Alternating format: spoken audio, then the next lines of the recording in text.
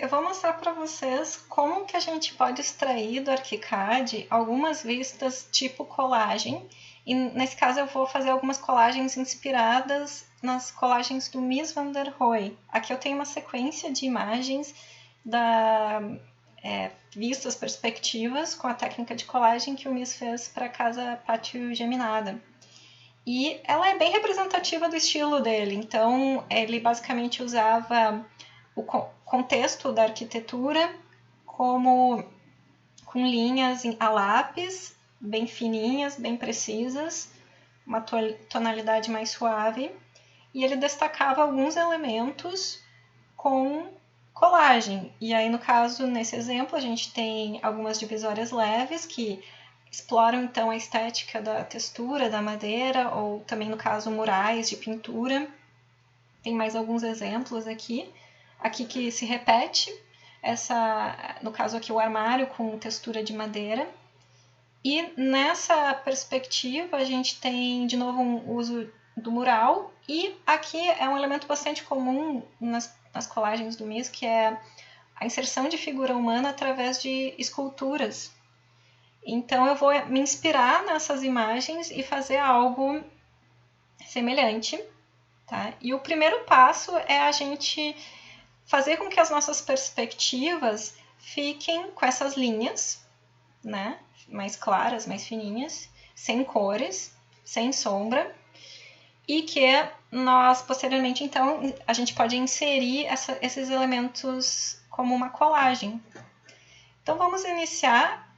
O método que eu vou usar é, primeiramente, vou selecionar a perspectiva que eu quero, e agora eu vou transformar ela num documento 3D. Então, eu posso vir aqui no navegador, em documentos 3D, clicar com o botão direito do mouse, e novo documento 3D a partir do 3D. Então, posso criar o nome. E aqui, então, a gente tem uma situação padrão do ArchiCAD.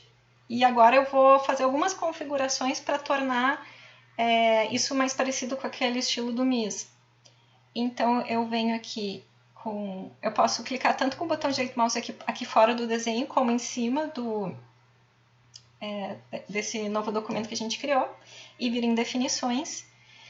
Então, basicamente o que a gente tem que configurar é aqui nessa aba de visualização do modelo. A parte de elementos cortados não nos interessa, porque não tem nada cortado aqui, só tem elementos não cortados, então é aqui que nós vamos nos focar.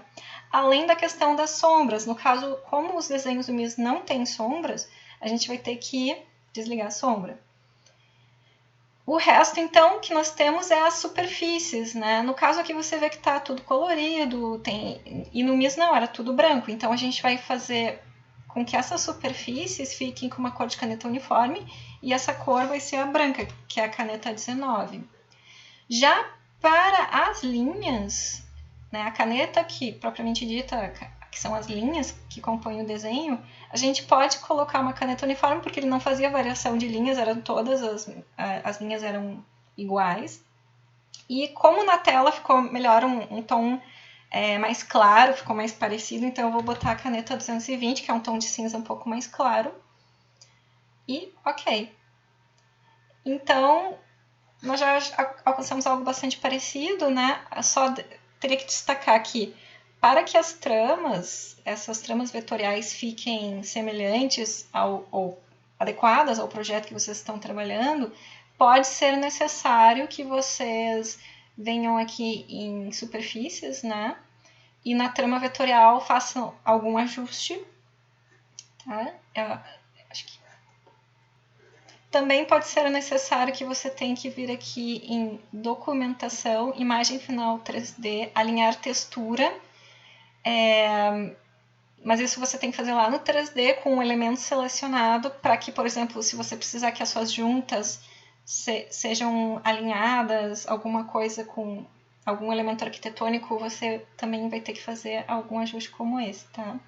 E por fim, eu destacaria que para que seja possível visualizar através do vidro, no meu caso, eu tive que mudar o material do vidro, eu tive que colocar ele como um volume de ar. Tá? Então, alguns ajustes necessários, mas é basicamente isso.